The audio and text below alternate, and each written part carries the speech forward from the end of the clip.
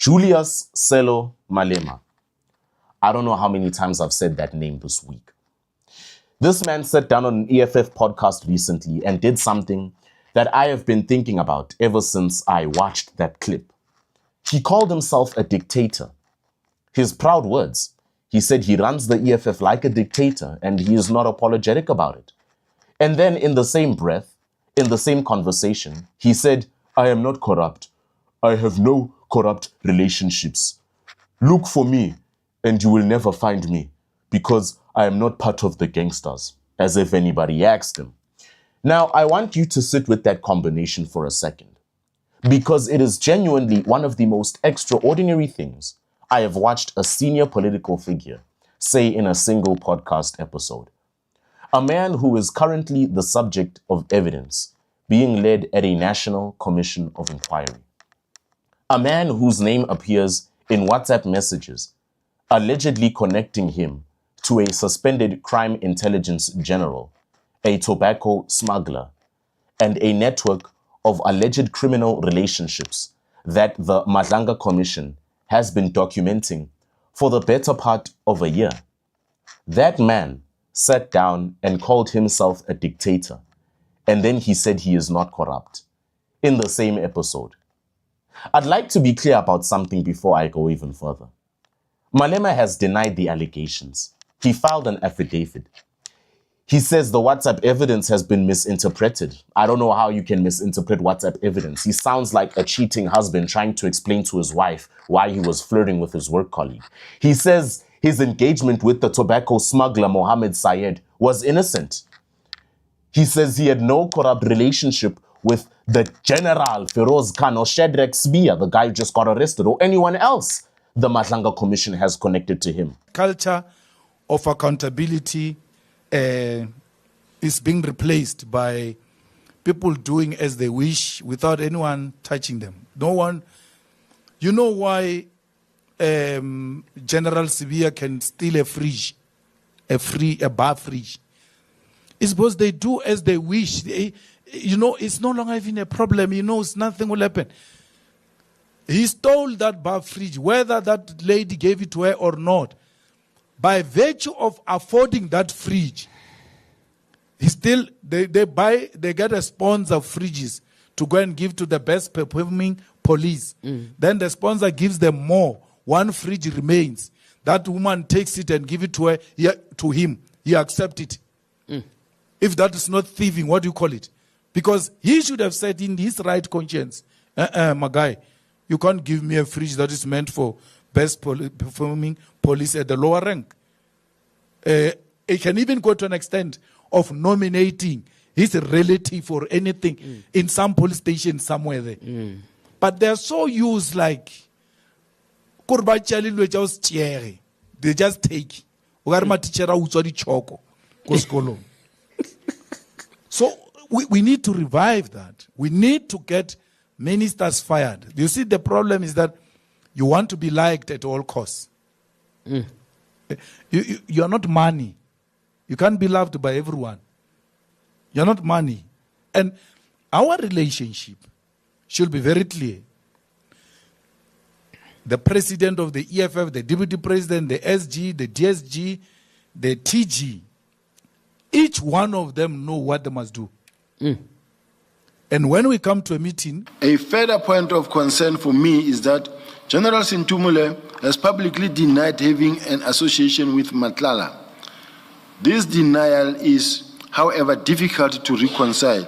With information that has come to my attention in particular, it appears that Matlala was invited on the instruction of General Sintumule to attend the Sub-Service Excellence Award, and that the donation was accepted from his company Medicare 24 in connection with that event.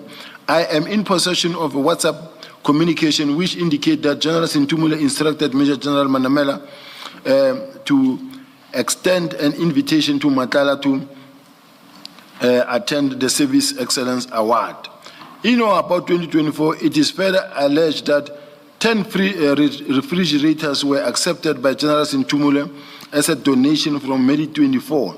I am also informed that Matlala and his wife were invited to General Sintumule's private residence prior to a relocation to a trip to Cape Town, not relocation. It's a typo. These are his stated positions, not me pulling words out of my mouth. These are facts that he has said about himself, and they deserve to be acknowledged. I mean, a man is innocent until proven otherwise. That's the law, unfortunately. That is a principle I take seriously. But the consequence required to be under this level of scrutiny, with this much documented evidence in the public record, and still go on your own party's podcast and then joke about being a dictator and declare your own innocence like it's some sort of a settled matter. That confidence is something worth examining, don't you think, folks? Because it is not the confidence of a man who is worried. This is the confidence of a man who genuinely believes he is untouchable. And in South Africa's political history, that specific type of confidence has a troubling track record. The bar fridge thing is also sending me. What am I talking about? You see, on that same podcast, Julius Malema went after Shadrack Sibiya, and the thing he chose to lead with was a bar fridge. What was his words? Oh, he alleges that Shadrack Sibiya allegedly took a bar fridge and then he called him a thief. That's literally what Malema called him a thief over. A bar fridge. Now, let me remind you who Shadrack Sibiya actually is in the context of what this commission has been investigating, if you don't mind. He is the suspended Deputy National Commissioner of Police. His name has come up at the Madlanga Commission in connection with allegations that through his relationship with a businessman by the name of Nxumalo, he was connected to a broader network involving mining interests in the Northwest, individuals connected to organized crime, and people who were allegedly interfering in serious criminal investigations. Witness A testified that Nxumalo is a close friend of Malema, who in turn is close to Sibiya, which means that in the picture the commission is building, Julius Malema and Shadrack Sibiya are not strangers. They are allegedly connected through the same network that connects the same Nxumalo, who allegedly paid for Ekurhuleni city manager Imogen Mashazi's 3.5 million rand London shopping weekend on a private charter. A private charter for a minister. These people keep showing up in the same photographs when you zoom out far enough. You know, when you're like me and you've been watching each and every episode of the Madlanga Commission, you slowly start to find out that all these people being investigated know each other. They all have this strange tunnel to one and each other's names and schemes. You realize that the Madlanga Commission is not investigating corrupt individuals.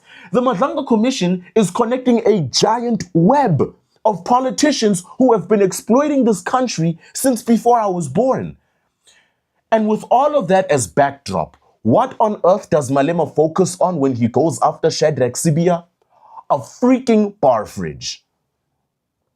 I mean, pardon my language. I understand there is a young audience watching me. But then again, after all he should know about Shadrack Sibiya, because he is also being investigated and this could actually help him with some counterpower, he chooses a bar fridge story nobody has ever heard about, nobody will care about. It's a bar fridge. I'm not saying the bar fridge is not a real story. It might be perfectly true that Sibiya took a bar fridge and that it represents a genuine ethics violation. But the choice to make a bar fridge the headline of your criticism of someone who is allegedly connected to a much more serious web of institutional corruption tells you something about how Malema chooses his battles. He goes for the thing that sounds stupid and small. Just like how he has become, by the way. The Ozempic has a side effect of stupidity, it seems. And then when he gets laughed at, he wonders why. Stupid and small does not generate a commission finding. I can tell you the Madlanga Commission is not going to focus on a bar fridge. Stupid and small makes the person you are criticizing look petty. It is a very specific rhetorical technique, and Malema has been deploying it for years. Remember when he was alleging Ramaphosa was abusive to his wife? Whether that's true or not, I don't know. I didn't investigate that. But that's how petty he gets. Whether this works on a commission of inquiry that has 381,000 pages of WhatsApp messages, I kid you not, and 11,000 pages of bank records is a different question entirely.